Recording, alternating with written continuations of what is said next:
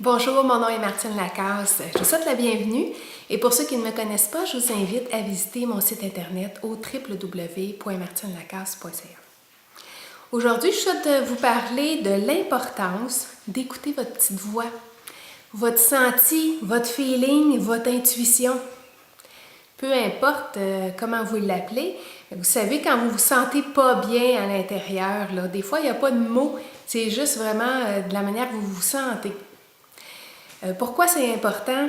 Bien, c'est important parce que ça nous donne un indice, d'où un indice de si on est à la bonne place ou pas, si les gestes sont justes ou pas avec nous. C'est des indices, justement, les feelings qu'on reçoit de notre corps, de l'intérieur.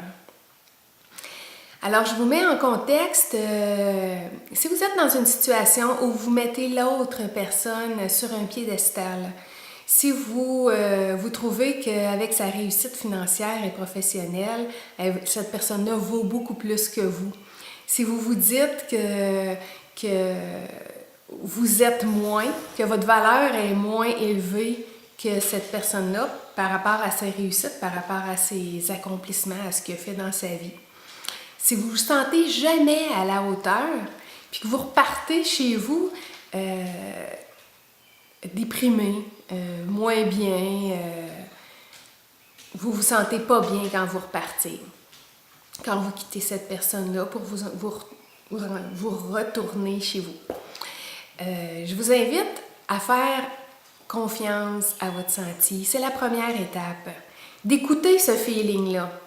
Et deuxièmement, de vous questionner si c'est un réel défi de la vie, parce que parfois on prend ça comme un signe de la vie ou quelque chose qu'on a à régler, je ne sais pas, selon ce que vous croyez, c'est-tu pour me rendre plus forte que je vis cette situation-là, c'est une belle occasion de m'affirmer, possiblement, et en même temps, jusqu'où vous êtes prêt à aller dans cette relation-là?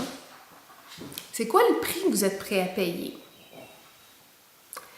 Parce que là, je vous rappelle que votre feeling vous mentionne un certain malaise.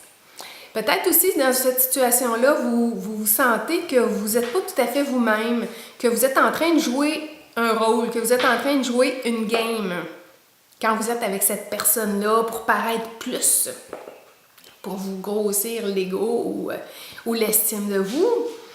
Je ne sais pas, là. Rappelez-vous donc, pour une troisième étape, rappelez-vous que le bien-être et la joie, c'est votre nature profonde. Puis quand vous vous sentez bien, que vous vous sentez dans la joie, c'est un bon signe que vous êtes à la bonne place au bon moment. Et maintenant, faites un retour sur vos valeurs. C'est quoi? Quelles sont vos valeurs? Qu'est-ce qui est important pour vous dans la vie? Prenez 5 minutes pour écrire ça. Est-ce que cette relation-là vient toucher? Est-ce que c'est en alignement? Est-ce que c'est dans une même vibration que vos valeurs? Est-ce que ça répond à ça chez vous? Fait que si la réponse est oui, c'est un indice de poursuivre. Si la réponse est non, c'est peut-être un indice de se retirer de cette relation-là. Fait que je vous invite à regarder, est-ce que ça vous arrive de vivre ça? Et reprenez conscience, reprenez votre pouvoir, de faire confiance à votre intuition, première affaire.